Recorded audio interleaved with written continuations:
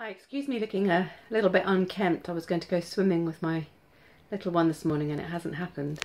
And I'm about to go off to the school run. But a little thing happened to me in my kitchen. I was just making myself some lunch and reached for a knife. We've been having a kitchen refurbishment. So everything's been on the move and the place was gutted and being put back in various stages. And I found myself instinctively turning to get a knife from a drawer, finding myself faced with a dishwasher because it's now moved to the other side of the kitchen. And for a moment I had that spark of, oh God, I don't know what anything is. And then I realised, hang on a minute, all that's happening here is that I'm neurologically programmed, I'm habitually trained to turn from the counter to the drawer to go and get the knife. And that's all that's going on here, panic not, because I'm just going to get used to where the knives are. Now I think they're staying where they are. And the neural pathway that was carved for where the knife used to be is going to get overwritten with the new neural pathway that I'm going to become habitually accustomed to for where the knife now is. And once I saw it like that, it was so simple. And I thought, gosh, what else in life and throughout our day, this programming is going on in the background all the time, and it can help and hinder us, can't it?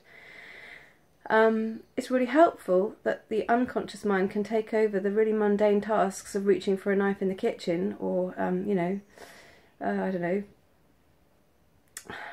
just going for the everyday things without having to think. I know how stressful it's been for the last month, having to think, where's the knife now? Where's the compost caddy? Where's the cooker? Because we're borrowing a camping stove.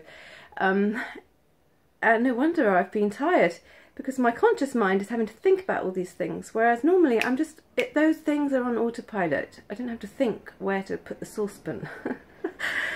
And so the movement around my kitchen, that's happening habitually, normally. And this is how we run our life, isn't it? The conscious mind can take a little holiday over the really basic things, and the unconscious mind can just run those things in the background. We don't have to think about our heart beating, and so on.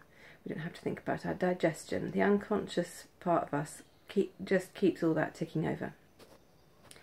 And so, yeah, I was just pondering the habitual responses and how reactive we can be at times. Those are, when I think of it from my therapeutic coach, with my therapeutic coach hat on, I know that really all that's happening there is a sequence of a habitual response is nothing more than a trigger followed by a sequence of things firing that are the things that we take in. So we store and code experience through our senses. So we might see something, it gives us a feeling in our body, we tell ourselves something, that's the self-talk, and then we have our conclusion, which is our response.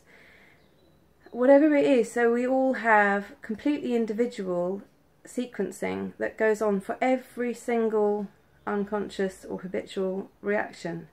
And it made me think, it reminded me of a client of mine who I helped in such a short time frame. I cannot tell you, it was no more than an hour within a 3-hour session.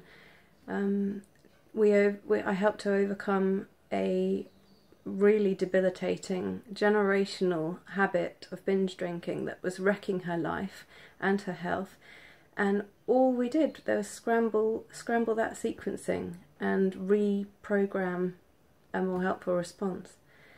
And so, yeah, I was just curious to know where do you find yourself in reaction? And you think, oh, I wish I could respond differently. For me, I know I really struggle with when I'm feeling not listened to or unheard. That's the thing that really gets my goat. And the trouble is, it's so hard to break these habits on our own, isn't it? And yet I know how quick and simple it is, quick and easy and effective and long lasting. That's the point. it is to be able to help others with that.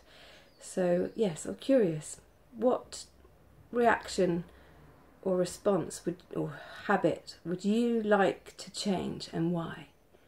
And imagine if you could change that today, how would your life be different? Thanks for listening. It's Rebecca Bleck at syntonicbirth.com, and I'm really passionate about taking this out to people preparing for birth and for those who are parenting on this roller coaster that it is. Thanks for listening.